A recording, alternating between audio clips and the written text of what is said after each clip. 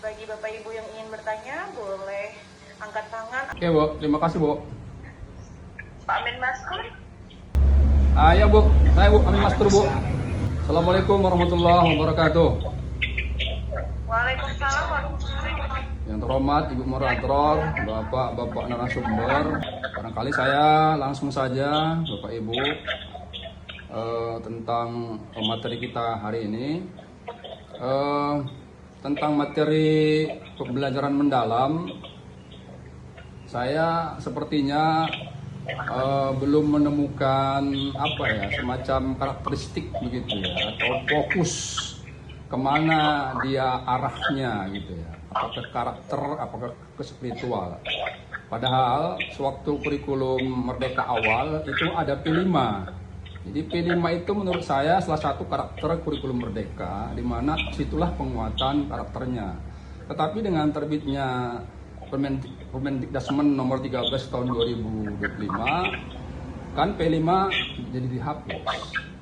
Tetapi kita yang di Kemenak masih menggunakan struktur kurikulum di KMA 450. Saya pikir masih bisa menurut saya. Cuma ini saya tanya juga kepada Pak Rahmat Jamil. Apakah struktur P5RA yang ada di KMA 450 itu masih bisa diterapkan meskipun bentuknya tidak P5RA ya, tapi co-kurikuler dalam bentuk pembelajaran kolaboratif lintas disiplin ilmu, itu yang di Permendikdasmen nomor 13. Tapi dia kan jamnya kalau MTS MA itu kan 6 jam, Pak. Itu apakah masih bisa dilaksanakan co-kurikuler dalam bentuk kolaboratif lintas disiplin ilmu itu 6 jam juga gitu ya, karena kita masih pakai KMA 450. Nah itu yang pertama. Yang kedua, tentang kurikulum berbasis cinta. Saya melihat bahwa kurikulum berbasis cinta ini muncul karena selama ini banyak terjadi isu kemanusiaan, peperangan, banyak juga terjadi isu pendidikan di tingkat sekolah madrasah, ada bully, ada kekerasan fisik, kekerasan psikis atau kekerasan oral. Ya, makanya muncul kurikulum berbasis cinta ini.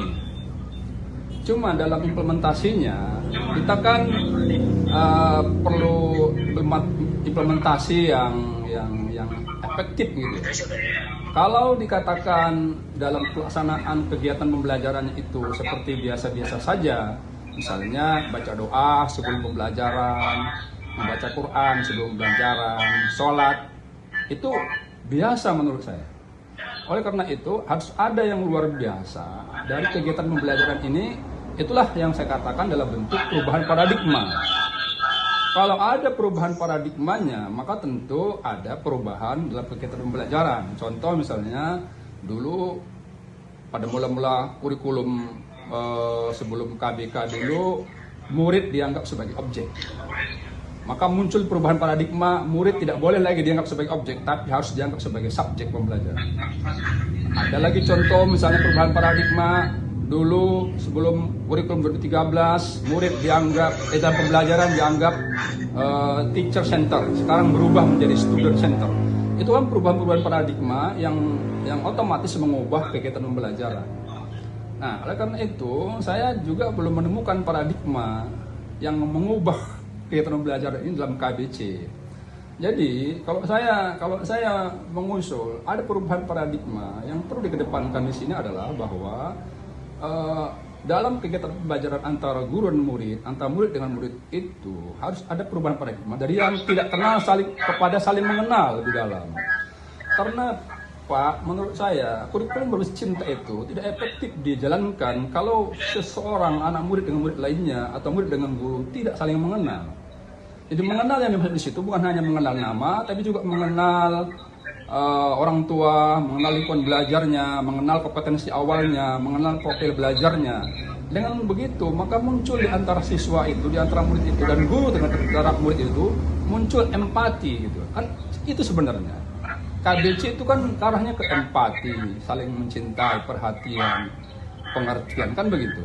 Jadi apakah perubahan paradigma yang seperti itu bisa dilakukan gitu? Apakah sesuai atau bagaimana? Atau ada perubahan paradigma yang lain?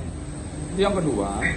Yang ketiga, saya tertarik tadi dengan penyampaian Pak Ade Rahmat bahwa untuk menguasai dunia itu harus menguasai digital. Nah, ini menurut saya sebagai bagian dari penyempurnaan kurikulum. Oleh karena itu, kurikulum sesungguhnya yang mendekati kesempurnaan itu tidak hanya kita mempelajari dari kurikulum dinas, Kemenak dan digital, tapi ada dua kurikulum lagi yang perlu kita kedepankan, Pak. Kalau digital itu barangkali kita menguasai dunia barat, tapi kalau menguasai dunia timur apa yang harus kita kuasai? Itulah kurikulum Ma'had namanya. Dan satu lagi kurikulum bahasa asing. Nah, kalau 5 kurikulum itu dikuasai oleh murid, maka mendekati kesempurnaan lah kurikulum madrasah. Tetapi selama ini kan madrasah tidak mengajarkan kurikulum Ma'had. Yang ada itu di pesantren. Oleh karena itu saya mendorong atau menyarankan bahwa di madrasah-madrasah itu dimulai pembelajaran kurikulum Ma'had, yaitu kajian-kajian kitab kuning itu. Misalnya pelajaran Al-Quran hadis, itu referensinya bukan hanya buku Quran hadis paket, tapi ada tafsir Jalalain atau minimal tafsir Al-Misbah karangan Profesor M. Quraisyihab. Mengajarkan akidah akhlak, referensinya bukan hanya buku paket, tapi juga ada ta'limul muta'allim. Itulah upaya-upaya agar madrasah ini kurikulumnya semakin mendekati kesempurnaan, dan tambah lagi dengan penguasaan bahasa asing, bahasa Arab tentunya dan bahasa Inggris. Nah, ini yang belum ketemu menurut saya di KBC ini, Pak. Nah, bagaimana kira-kira pendapat Bapak? Terima kasih. Assalamualaikum warahmatullahi wabarakatuh.